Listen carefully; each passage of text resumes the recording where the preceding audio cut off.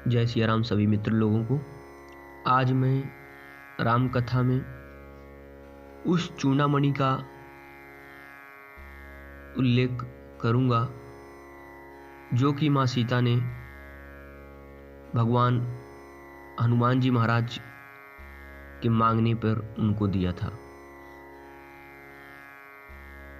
उस चूड़ामणि का रहस्य मैं बताऊंगा कि मैया ने उस चूड़ामणि को ही क्यों हनुमान जी को प्रदान किया, प्रभु को एक चिन्हाने के रूप में।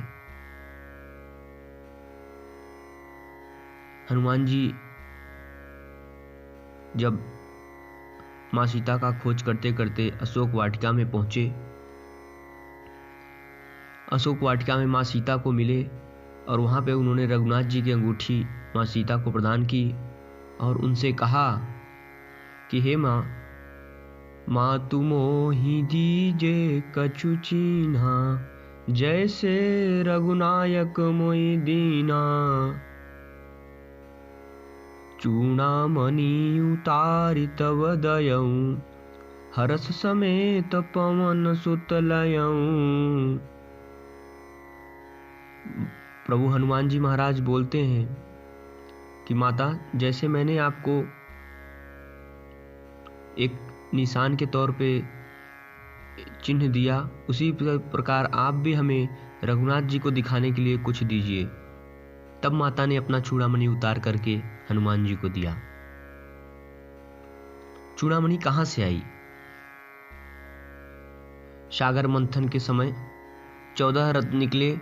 उसी समय सागर से 2 रत्न नंदिनी ने अपना तन मन श्री हरि विष्णु जी को देखते ही समर्पित कर दिया।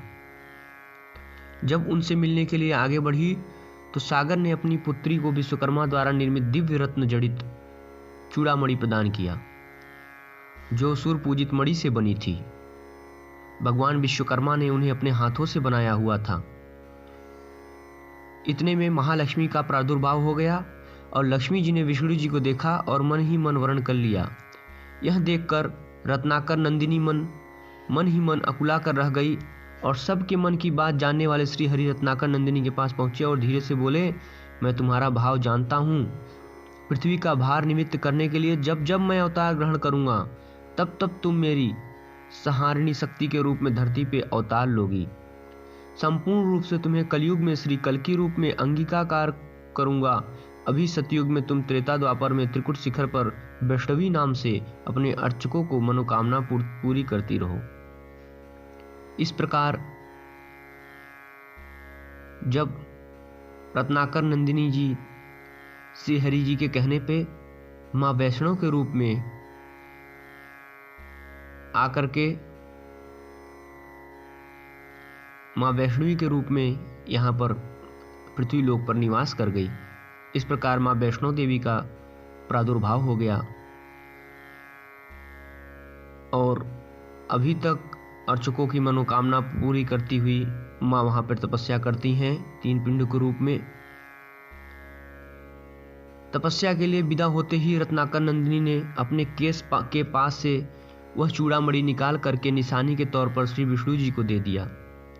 वहीं पर साथ में इंद्रदेव खड़े थे। इंद्र चूड़ामणि पाने के लिए लालायित हो गए। विष्णु जी ने वो चूड़ामणि इंद्रदेव को दे दिया। इंद्रदेव ने उसे इंद्राणी के जूड़े में स्थापित कर दिया। देखिए, प्रभु का जो खेल होता है किसी न किसी प्रकार होता ही होता है। अब क्या हुआ, संभासुर नाम का एक असुर स्वर्ग पर चढ़ाई कर दिया और इंद्रदेव और सारे देवताओं की युद्ध करने लगा।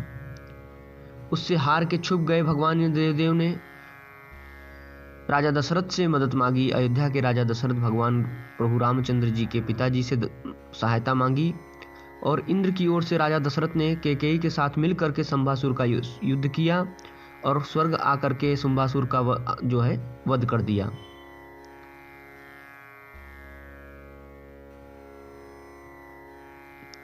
युद्ध जीतने के बाद इंद्रदेव तथा इंद्राणी खुश होकर के दशरथ तथा कैकेयी का भव्य स्वागत किया और उपहार भेंट किया इंद्रदेव ने दशरथ जी को स्वर्ग गंगा मंदाकिनी के दिव्य हंसों के 4 पंख प्रदान किए और इंद्राणी ने कैकेयी को वही दिव्य चूड़ामणि भेंट की और वरदान दिया कि जिस नारी के केस पास में ये चूड़ामणि रहेगी उसका सौभाग्य अक्षत अखंड रहेगा और जिस राज्य में वो नारी रहेगी उस राज्य को कोई भी शत्रु पराजित नहीं कर पाएगा। उपहार प्राप्त कर राजा दशरथ और कैकेयी अयोध्या वापस आ गए। रानी सुमित्रा के अद्भुत प्रेम को देखकर कैकेयी ने वह चूड़ामणि सुमित्रा जी को भेंट कर दिया।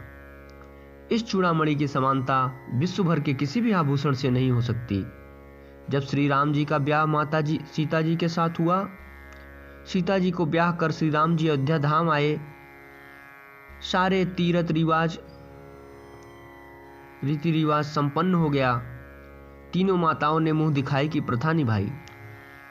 सर्वप्रथम रानी सुमित्रा जी ने मुंह दिखाई में सीता जी को वही चूड़ामणि प्रदान कर दी जो उन्हें कैकेयी द्वारा मिला था।